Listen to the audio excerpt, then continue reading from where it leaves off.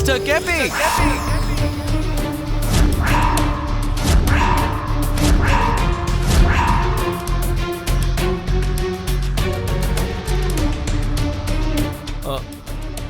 அண்ணா, இதுல அப்பாவோட தப்பு எதுவும் இல்லண்ணா. ஏதோ அவரோட திருப்திக்காக என்னதான் கொடுத்துட்டு வர சொன்னாரு. நான் தான் அவரை கூட்டு வந்தேன். அவ்வளவுதானா? அவ்வளவுதான். மாமா ஒரு நிமிஷம் இருங்க மாமா. கொஞ்சம் பொறுமையா யோசிச்சு பாருங்க. அவரு பூர்ணி கல்யாணத்துல நின்னாதான் நம்ம குடும்பத்துக்கே ஒரு மரியாதைன்னு சொன்னேன். மறந்துட்டீங்களா? இந்த பெரிய மனுஷனால எனக்கு கிடைக்க போற மரியாதை தேவையே கிடையாது. இப்ப ககன், தயவு செஞ்சு கோவப்படாத.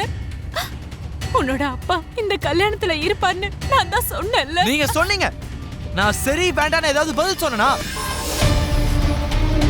இதோ இந்த ஆளை இப்படி பார்க்கும்போது எனக்கு வேண்டாம் தான் சொல்ல தோணுதுமா.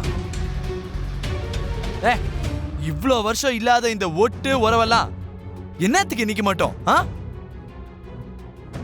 எங்களை கஷ்டத்துல நடு தெருவுல நிறுத்திட்டு போனதெல்லாம் நீ வேணா மறந்துருக்கலாம். ஆனா நாங்க எதையுமே மறக்கல, மறக்கவும் மாட்டோம். ஒழுங்கா வெளியே போயிடு. வெளியே போன்னு சொன்ன. அண்ணா சொல்றது கேளுண்ணா. ககன் சொல்றத கேளுடா. மாமா என்ன பண்றீங்க? ஐயோ மாமா. ககன், ககன், ககன்.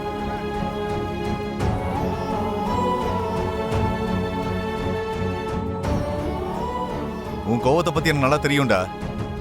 என் மேல எந்த தப்பு இல்லைனாலும் உங்களை நான் பார்க்குற ஒவ்வொரு முறையும் உங்களை விட்டுட்டு போனதுக்கு உங்க முன்னாடி நான் ஒரு குற்றவாளியா தான் நின்றுட்டு இருக்கேன். கடந்த காலம் உங்களை மட்டும் இல்லடா, என்னையும் ரொம்ப காயப்படுத்திருக்கு. நான் சொல்றத கொஞ்சம் வேண்டாம். என் வீட்ல எனக்கு முன்னாடி நின்னு பேசுற தகுதி கூட உனக்கு கிடையாது. Just get lost.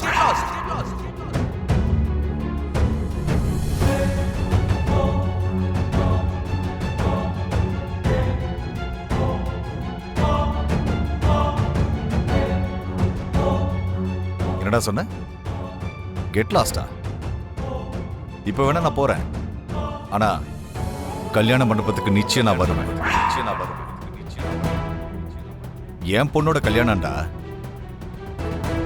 நான் அவளுடைய அப்பா. என்னை தடுக்கிற உரிமை எவனுக்கும் கிடையாது.